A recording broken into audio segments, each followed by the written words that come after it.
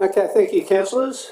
I would like to begin today's meeting by acknowledging the traditional custodians of the land on which we are gathered and pay our respects to elders past, present and emerging. So welcome to the ordinary council meeting of the 28th of January 2022. I declare this meeting open at 10 a.m. I'd like to advise meeting attendees that this meeting is being webcasted and audio recorded. So, councillors, we have reflections, so can the gallery please be upstanding if you are able to join me for a moment of contemplation.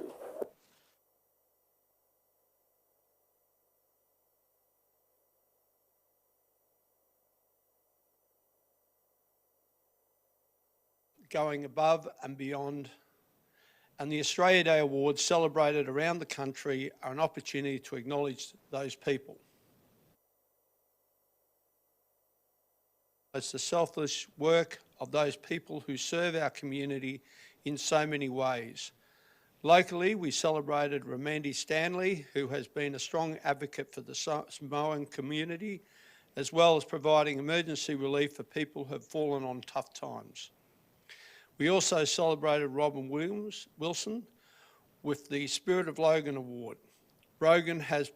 Robin has provided shelter to those in need and has organised several successful fundraisers over the years.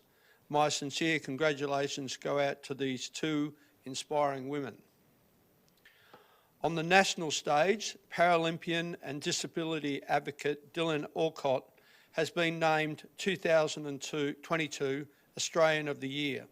This is the first time in the award's 62-year history that a person with a physical disability has been named Australian of the Year. Dylan has reshaped perception around disability. He's done this through his own foundation, providing scholarships and grant funding to marginalised Australians with a disability. Through his involvement with Get Skilled Access, who employ 50 consultants with a disability to work with government and businesses to assist them to act and think more inclusively, and also through Ability Fest, Australia's first accessible and fully inclusive music festival. 4.5 million people in Australia are living with a disability every day, and 17,000 of those people live in Logan. Of those people, only just half, 54%, are involved in the workforce.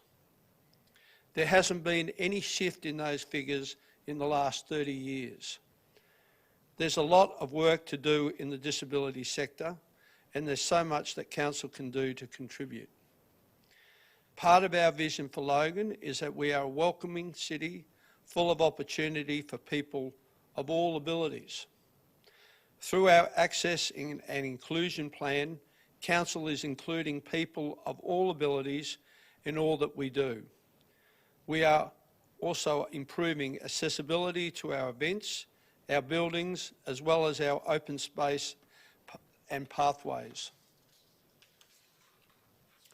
Personally, I can't wait to see the difference that a strong advocate like Dylan Alcott can make in drawing attendance to this important issue. I'll leave you with some words of Dylan Alcott from his acceptance speech for those who missed it. The number one question I get asked by people is, what is your advice to someone living with a disability so they can start living with the best of their life? And my advice is this: you don't need my advice, you know what to do, and you've had people telling you what to do all your life.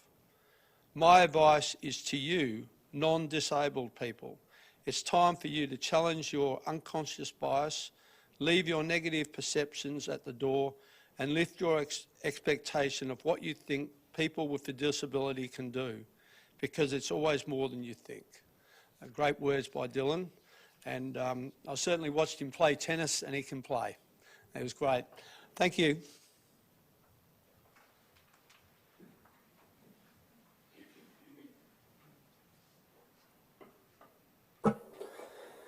So we have no leave of absence, and we'll keep moving. Condolences. I now refer to condolences. Do any councillors have any condolences to raise? And I'll go through. So, Councillor Lane.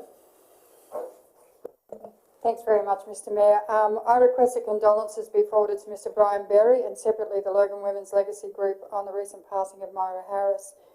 Myra was an engaging resident of Division 7 and I thank the local councillor for allowing me to take the lead in this condolence today as someone who knew Myra for 25 years.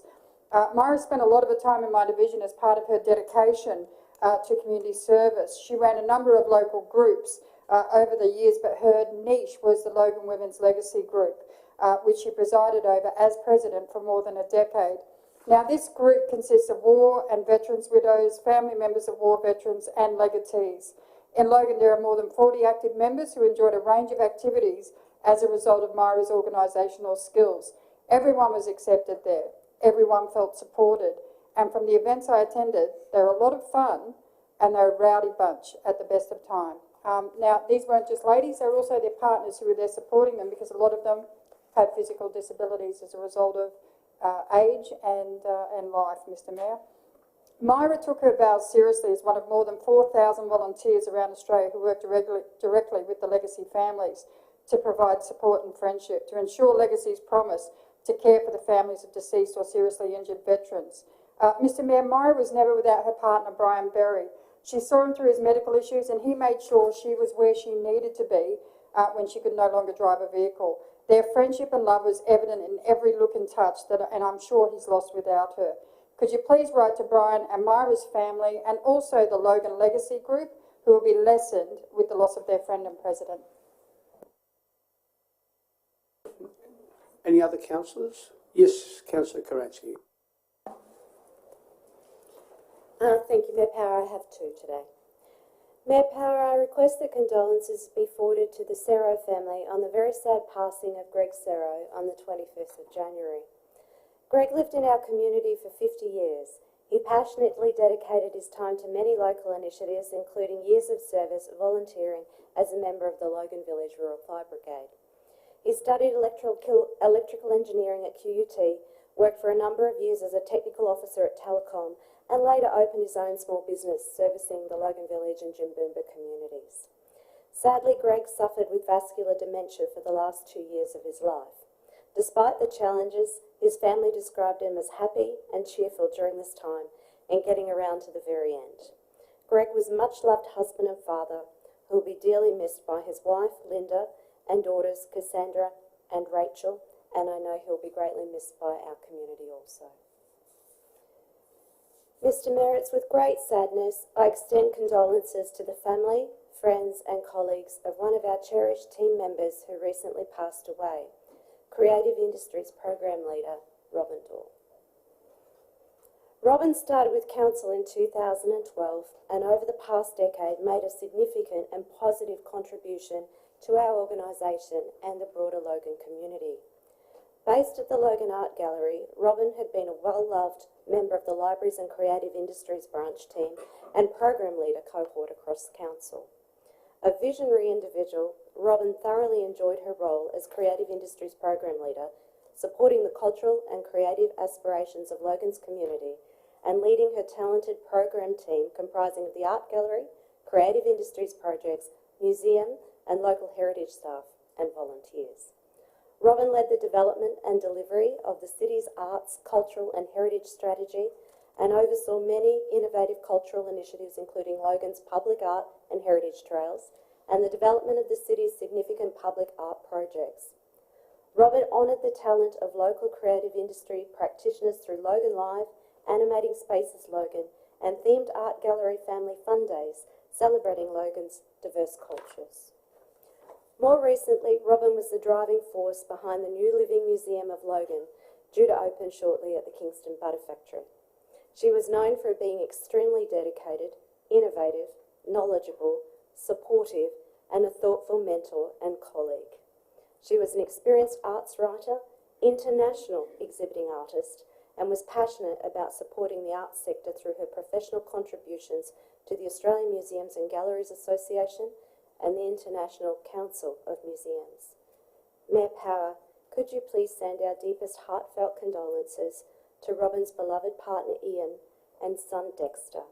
Our thoughts are with Robin's family, friends, colleagues and very sad members of the local council. That will be done, Councillor Karansky. Any other councillors? Okay, Councillor Wilcox first. Thank you, Mr Mayor. I would like to pass on my condolences to the family of a former Division 11 resident, Sean Forrester, on his passing in early January. Sean is survived by Leah, his two beautiful sons, twin sons, Josh and Sam, and his extended family, and my thoughts and prayers and sincere condolences go out to you all on your sudden loss in January. Thank you. Thank you. Councillor Murphy. Thank you, Mr Mayor. I'd like you to pass on your condolences to the family of Mr Bert Cox. Mr Mayor, Bert was one of the few remaining World War veterans, and we owe him a great debt of gratitude for his service to our nation. He served in the Royal Australian Air Force in the Pacific Theatre operations on board the Libertor bombers. Bert was a revered teacher, tennis coach, cricket coach, board member of the Beenleigh Sports Club, Beenleigh, and the Beenleigh RSL. He also served on the Beenleigh Tennis Association, the Beenleigh Cricket Association, and was the creator of the junior tennis in Beenleigh. Mr Bert Cox was a great man, and he will be sadly missed by the greater community. Could I ask that your condolences be sent to his family, please? Certainly will, Councillor Murphy. Councillors, any further condolences? No? Okay. We'll now observe a moment of reflection in honour of those who have gone before us, in support of those who have been left behind.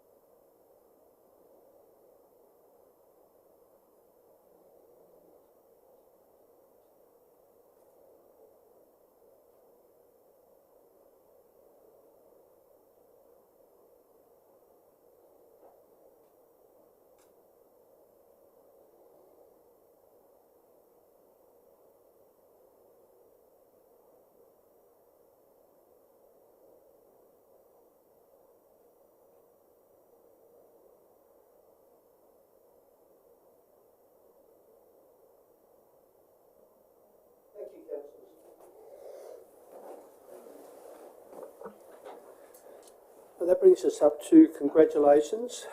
I'll now open the floor for congratulation requests. Do any councillors have any congratulations? Actually, what I might do, so that I don't get beaten off at the pass here, is I might go first, because I think it's important that I bring this one up. I'd like to have congratulations sent to our current acting CEO, Mr. Silvio Trinca. If you don't know, this is actually Silvio's last day. He's actually on holidays. He's only just gone on leave. But as you know, Silvio's held the fort over tumultuous times, and this is his last day. So I'd like a congratulations to be sent to Mr. Silvio Trinca for his outstanding performance over the last few years. Okay, given that, we'll start off at Division 1 and we'll work our way around. Councillor Bradley. Thank you, Mr Mayor. You actually stole my thunder. I was going to actually say the same thing, but can I also, I don't want to put a formal congratulations, but I want to thank you sincerely, Mr Mayor, for writing to Minister Bailey in relation to School Road. The closure of School Road will adversely impact the community that I represent, particularly this year when Rochdale Road and Priestdale Road will be upgraded to traffic lights, which in itself is a great impact to the community, but having two parallel roads, which a lot of people use as a commuter to the city, will greatly impact. So thank you from the community that I represent. I also want to thank Kate, who's my advisor. If you're watching now, thank you. Great loss for me and the community, and sorry, I didn't mean to get a little bit emotional, but great loss to Division 1, but credit to Councillor Lord Mayor Schrinner where she'll be going. So all the best, Kate, in your future. Thank you. And I have to say that Kate is a loss to the organisation, and I did try and talk her out of it. I didn't want her to go to the other side, but she's gone, and it's to Brisbane, that is, and yeah, a bit disappointing and a big loss. So I wish her well as well. Councillor Lane. Thanks, Mr Mayor. It's been so long since we met, so of course I've got lots of congratulations, but I'll keep them really short. So, first one, we had the last council meeting on the 8th of December. So on the 8th of December in the evening, Councillor Hall and I went to Woodridge State High School for the Deadly Mob Awards. Now, Director Barton Harvey, Di Andrews is the best person on the face of the earth. She and her team put together an amazing set of awards that acknowledged the contributions of First Nations people in our community. It was amazingly successful. The smoking ceremony, everything about it was just top notch. So if congratulations can be forwarded to the organisers of the Deadly Mob Awards, in particular Di Andrews and her team, that would be fabulous. Then we get to Christmas Day, and we have the Logan House Fire Support Network that comes through and does the Santa run. Councillor Russell was pleased enough to be able to join them in the fire truck toot toot, and as she went around, and they really serviced our divisions quite well. So between them, the QFS, and a couple of other groups, they've done an amazing job over the Christmas period. First day of school, what was supposed to be the first day of school was Woodridge State High School's 50th anniversary, and I go like this because 4114 reigns supreme. Now, the school actually organised some great events for the first day, and obviously with the delay of the first day of school and Omicron, these celebrations are going to be spread out throughout the year. So I would love for congratulations, a formal congratulatory letter be sent to Woodridge State High School, to the principal, the PNC and the students, congratulating them on 50 successful years of educating kids in our community, because you know what? A lot of them have gone on to great things. So thanks very much. Thank you, Councillor Lane. Councillor Raven? No? No? No? Councillor Bannon? Councillor Stamp? Thank you, Mr Mayor. Mr Mayor, I'd like to ask the congratulations be passed on to Alistair and Lois Lowe, who are celebrating their diamond wedding anniversary, an incredible 60 years of marriage. Alistair and Lois started Lighthouse Family Church in 1986 in Waterford West and have been dedicated to serving the City of Logan since that time. They have been missionaries all around the world, which even included living in mud huts in Africa for 3 months. And Lois has volunteered at Lighthouse Care for the past 17 years. They have 4 children, 15 grandchildren and 8 great-grandchildren, and have lived in Woodridge, Slacks Creek for 29 years and now call Tanamera home. Alistair and Lois credit the success of their marriage and family to honouring God and sharing the same goal for their lives, loving and serving people. They say while it has taken commitment and dedication, it has all been worth it, and they feel incredibly blessed. To celebrate their anniversary, they enjoyed a lovely takeaway dinner from Penang Palace in Shayla Park, a family favourite for more than 20 years, and will be celebrating with their family of 45 in February. Thank you. Thank you, Councillor Stamp. Councillor Wilcox? I do. Thank you, Mr Mayor. For lunch today, I'm actually going to be going and joining Shirley, who today is celebrating her 90th birthday. So I would like a letter sent out to her congratulating her on her 90th birthday. Shirley is an absolute pleasure to be around, and she still provides her support to other community members by regularly attending community events and groups in Division 11. She lights up so many people's lives by being part of our community, and for that I thank her, and I would like to congratulate her on such a wonderful milestone, and I'll see you later for lunch. Thank you. And Councillor Murphy. Thank you, Mr Mayor. Lucky last. Today, I would like you to send congratulations to the family of Moy McCure OAM.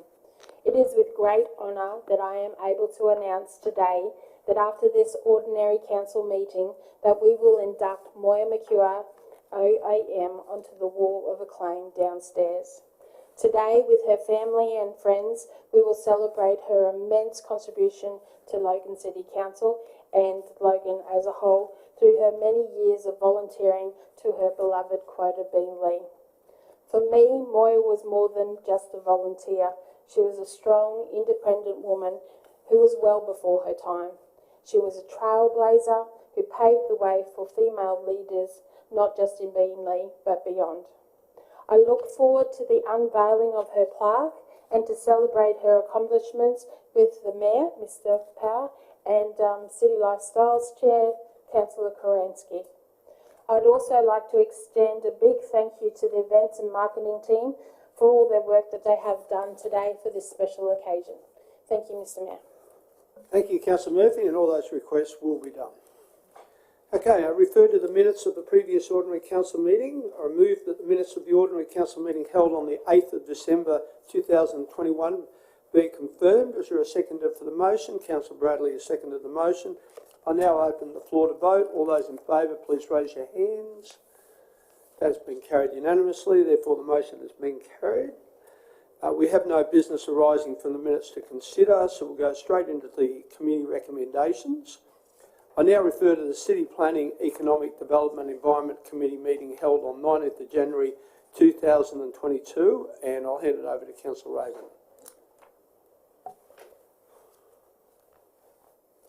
Thank you, Mr Mayor. And with your indulgence, I'd just like to take this opportunity to thank Councillor Miriam Stemp, who, while I was unavailable because I was a close contact of my son for COVID and we were waiting for PCR results, and it's very challenging to try and chair a meeting through an audio-visual link, Councillor stepped into the breach and did an amazing job. So I'd like her to finish the job by presenting the report to Councillor, if you'd allow it. Thank you, Councillor Raven. Councillor Stemp. Thank you, Mr Mayor. Before we move into discussion, do any councillors have any new conflicts of interest to declare on any items? There being none, I will now speak to the recommendations. Mr Mayor, it was great to have the opportunity to chair my first committee meeting last week, and I'm pleased to see Councillor Raven and Councillor Bannon back with us today. I'd like to thank my fellow councillors for the debate and support throughout the meeting. Mr Mayor, I'd like to speak briefly to items 5.1 and 5.2. 5.1, the draft environmental health strategy, now ready for community consultation, provides the proactive strategic framework for us to work collaboratively with the state government, business operators and residents on public and environmental health issues. We hope it will reduce red tape for industry, improve environmental health performance and improve the quality of life for people who live and work within the City of Logan, which is great for our city. 5.2, the City of Logan Natural Environment Strategy brings together the broad range of policies, plans, strategies and programs which identify and outline council's objectives and goals in relation to our natural environment, driving environmental outcomes in partnership with the community. A couple of interesting facts noted in the strategy, Mr Mayor, include for the second year running, Logan City Council has recorded the most number of new members joining the Land for Wildlife program of any council area in southeast Queensland. And the City of Logan is home to at least 56 species of native mammals, 273 species of birds, 58 native reptile species, 25 native frogs, over 300 fish and 103 native insect species. Not to mention the home of Australia's largest butterfly with a wingspan of 150 millimetres, which is pretty amazing. Thank you, Mr Mayor. Thank you, Councillor Stemp. Do any other councillors wish to speak on any of the matters? No? Okay, I'll hand it back to you, Councillor Stemp. Thank you, Mr Mayor. I now move that the minutes of the City Planning, Economic Development and Environment Committee meeting held on the 19th of January 2022 be confirmed, and that the recommendations of the City Planning, Economic Development and Environment Committee meeting held on the 19th of January 2022 be adopted. Thank you, Councillor Stemp. Councillor Stemp has moved the motion. Councillor Lane, you're seconding the motion. Thank you. Does anyone wish to speak to the motion? No one? Okay, now I'll open the floor to vote. All those in favour, please raise your hand. That has been carried unanimously, therefore the vote has been carried. Thank you, councillors. Any councillors wish to record against any of those motions in there? No? Okay. We'll keep moving. City Infrastructure, now refer to the City Infrastructure Committee meeting held on the 19th of January 2022. Councillor Lane, Chairperson, you may proceed. Thanks very much, Mr Mayor. We whipped through this meeting like there was no tomorrow. It was amazing. 8 minutes and it was done, primarily because we didn't have any reports. So, that being said, before we move into discussion of the reports that we didn't have, do any councillors have any new conflicts of interest to declare on any items? They're being done. Thank you very much. Mr Mayor, it was a quick committee. A lot of general business was addressed and there's a lot to come in this portfolio. I understand. Any other councillors wish to speak? No? I hand it back to you, Councillor Lane. Thank you, Mr Mayor. I now move that the minutes of the City Infrastructure Committee meeting held on 19 January 2022 be confirmed and that the recommendations of the City Infrastructure Committee meeting held on 19 January 2022 be adopted. Thank you, Councillor Lane. Do I have a seconder for the motion? Councillor Raven has seconded the motion. Anyone wish to speak to the motion? No one wishes to speak to the motion. I put the matter to the floor to vote. All those in favour, please raise your hand. That has been carried unanimously, therefore the motion has been carried, and we'll keep moving. City Lifestyle Committee. I now refer to the City Lifestyle Committee meeting held on the 19th of January 2022. Councillor Kransky, you may proceed. Thank you, Mr Mayor. Before we move into discussion, do any councillors have any new conflicts of interest they wish to declare? There being none, I'll now speak to the recommendations. At the first City Lifestyle Committee of 2022, councillors endorsed a report that sought approval for the demolition and disposal of council assets at Demio, Chris Green and Eridani Parks. These parks assets, namely toilet blocks and softball playing surfaces, need demolition to make way for upgraded, relocated and in some cases safer facilities. Councillors who actually are lucky enough to have these projects in their electorates were supportive of the work happening within their divisions. We're looking forward to many exciting projects and initiatives for our community coming up in 2022 and was just the one report, short and sharp this time, Mr Mayor. Thank you, Councillor Kransky. Any other councillors wish to speak on any of those matters? No? I hand it back to you, Councillor Kransky. Thank you, Mr Mayor. I now move that the minutes of the City Lifestyle Committee held on the 19th of January 2022 be confirmed and that the recommendations of the City Lifestyle Committee held on the 19th of January 2022 be adopted. Thank you, Councillor Kransky. I have a seconder. Councillor Hall has seconded the motion. Anyone wish to speak to the motion? No one wishes to speak to the motion. I now put the matter to the floor to vote. All those in favour, please raise your hand. That has been carried unanimously. Does anyone wish to record against any of those motions? No? Okay, we'll keep moving. We'll go straight into the City Governance Committee. I refer to the City Governance meeting held on the 19th of January 2022. Councillor Wilcox, Chairperson of the City Governance Committee, you may proceed. Thank you, Mr Mayor, and I note that Councillor Murphy declared a declarable conflict of interest on item 5.2 of the City Governance Committee, in which he voluntarily left the meeting. But before we move into discussion, do councillors have any other new conflicts of interest to declare? No? There being none, I will now invite Councillor Murphy to leave the meeting while 5.2 is being voted on.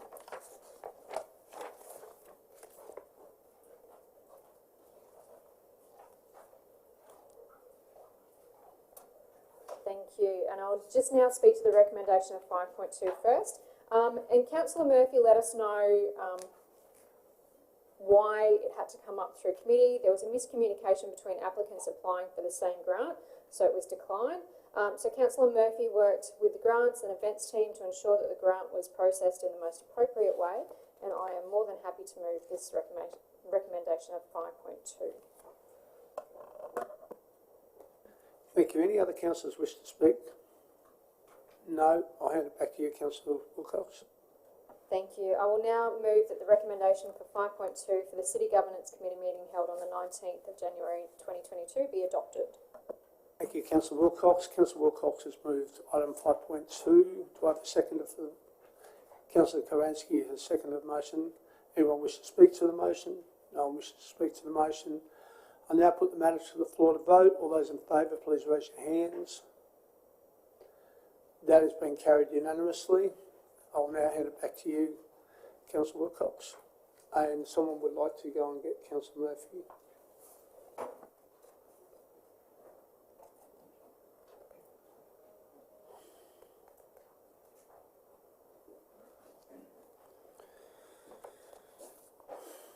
Thank you, Mr Mayor. I will now speak to the remainder of the recommendations, excluding item 5.2.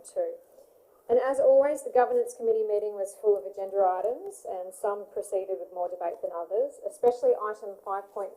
It proceeded with a robust debate with councillors in committee last week, and I believe that as councillors we came to the most appropriate decision to amend 9 sections of the local government and committee meeting code. I would like to thank my fellow councillors for the discussions and the debate and being so diligent in the decision-making process for this.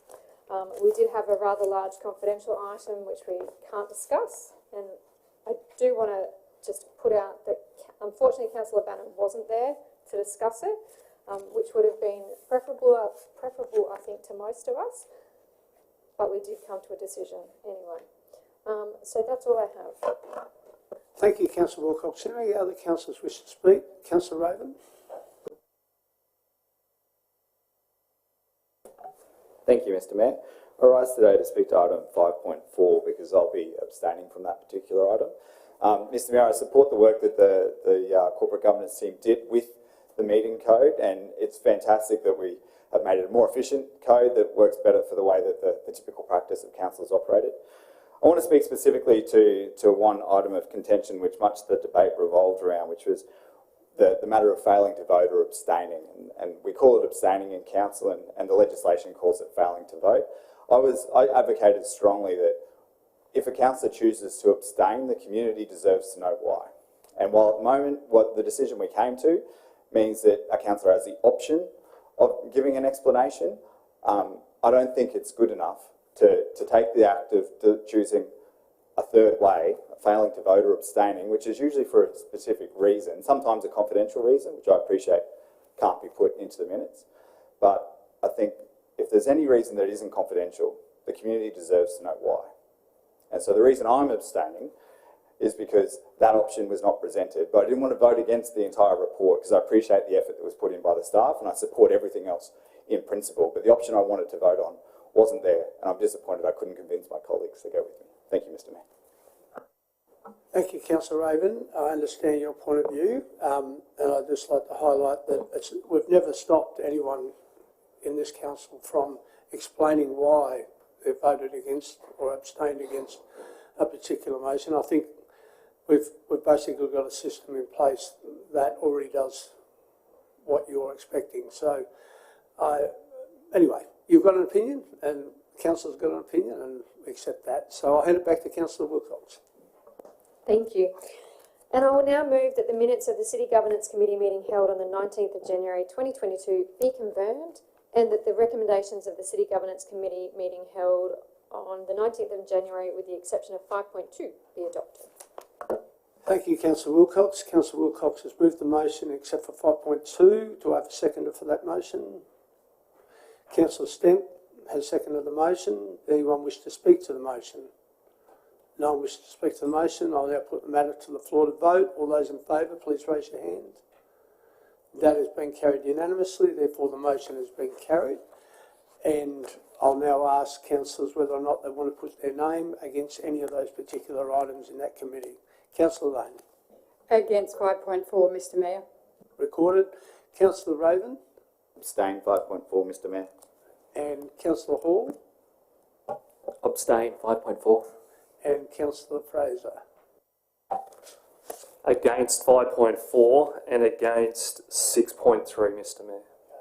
And Councillor Russell. Also abstaining 5.4, and yeah, obviously can't get into debate in this forum, but just to state that I share some of the reasons stated, but not all. Thanks. Thank you. Okay.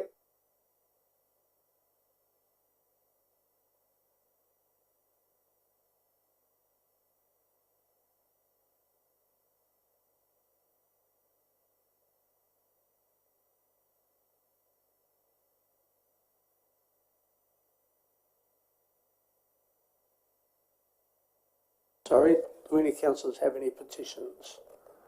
Yes, Councillor Karansky. Thank you, Mr Mayor. I have in front of me a petition which I believe you've also received It has 200 signatures, over 200 signatures actually, and it's presented from the residents of Opal Gardens Over 50s Lifestyle Resort. And with your indulgence, I'd just like to share the words of the petitioners, if I may. We, the residents of Opal by Living Gems Over 50s Lifestyle Resort, have concerns with the traffic flowing east along Quincy Creek Road from Waterford Tambourine Road, Logan Village. Over the past 11 months, there have been 2 rear-end collisions and near misses occurring at the entrance to our resort by drivers going too fast behind left-turning vehicles. Quite often, drivers are swerving over double lines to avoid such collisions. We, the residents, are taking precautions by slowing down long before what's needed and indicating long before the turn, preventing some collisions, but there are still too many close calls. It also causes abuse to residents by impatient drivers. We request an investigation of options to protect the elderly residents and make the entryway safer. We're also concerned as the increasing traffic access to the new development at Crystal by Living Gems, where the entrance is close to the crest of the hill, will exacerbate the problem. Mr. Mayor, I actually have some good news that I'd like to share, if I may, with regard to this petition.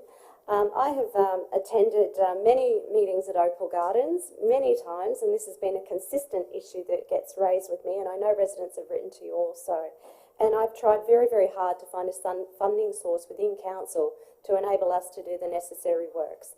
Unfortunately, that wasn't forthcoming, so I've been allocating LIP funding over the past couple of years, and I'm now very excited to say that we're about to progress these works. So I'll be forwarding a letter out to these residents next week, but for the benefit of those who may be listening, and I'm sure there will be a few, I'll just share a little bit of the substance of that letter. It says, I'm pleased to advise we've commenced the design phase to provide the new left turn lane from Quincy Creek Road into Opal by Living Gems. The project aims to provide increased protection to motorists turning into the complex and will include a new left turn lane from Quincy Creek Road, road resurfacing, curb and channel replacement, footpath realignment and line marking activities in the projected work zone, and other works including the installation of signage and landscaping as required. Delivery of these works, as always, is subject to finalisation of the project design and approval processes, but the part I know everybody wants to know is when, and construction will commence in the 3rd quarter of the year, pending weather and contractor resources. So it's great news on this petition, I think, today, Mr. Mayor. So you're not actually moving a petition, you're just giving us a bit of news. I believe we've got the recommendation in front of us, which is that the petition titled Investigation... Okay, yep, that's what I was... Okay, so you're going to move that motion? I absolutely am. Okay, Thank you, Mr. Mayor. So Councillor Karansky has moved the motion. We have a seconder. Councillor Bradley has seconded. I'll put that to the vote. All those in favour? That has been carried unanimously. Thank you. Okay. We have no notified motions to consider. We come up to general business. Now, where did we finish last time? Okay, so Councillor Hall, you're first up. Thank you, Mr. Mayor. I don't often talk during ordinary council. I'm usually pretty quiet, unlike other times during council, but I tend to stay pretty quiet, unless I need to be the voice of my residents, unless they have a concern or something that needs to be raised. And I believe there's something that needs to be raised here now. I would like to raise, with my fellow councillors, some concerns that have been conversed to me by my residents. It is no secret that the Department of Transport and Main Roads is planning to duplicate the railway line passing through Logan, between Brisbane and the Gold Coast. And it is well known that many residents may lose their homes, but what some may be surprised to learn is that we may also lose some of our beloved community assets as well. 2 of these assets are within Division 6, and they are the Bethania Swimming Pool and the Bethania Community Centre. The unfortunate situation at the moment is that there is not much information provided as to this, or as to whether it is a fact or whether it is a rumour. In truth, if a resident was to seek this information out, they would find it is contained within a brief description about investigating the removal of a level crossing at Station Road in Bethania. I believe that the residents of Division 6 deserve to have some kind of clarity They deserve a right to know if these community assets are going to remain or if they're going to be removed.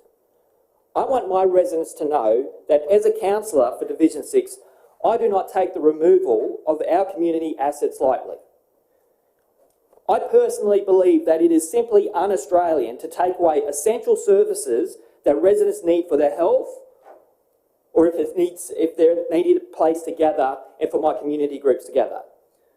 One of the few things that my father looked forward to while he was suffering with the cancer that took his life was hydrotherapy sessions at the pool, and I know for a fact that there are many other residents in my division that are reliant on that pool for those services.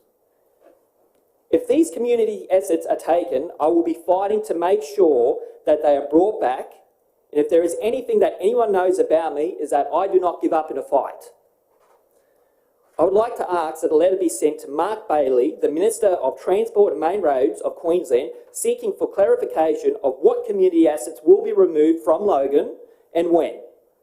I would also like to ask what form of compensation will be provided to our Logan ratepayers who have funded these assets, and what plan is in place to replace these community assets if they need to be removed for the Faster Rail project. Thank you. Thank you, Councillor Hall. Looks like the Mayor will be having his pen out all week, writing letters, but that's fine. That's what I'm here for. Okay, Councillor Fraser. Councillor Hirameyer. Councillor Bannon, Councillor Stem, Councillor Wilcox. Thank you again, Mr. Mayor.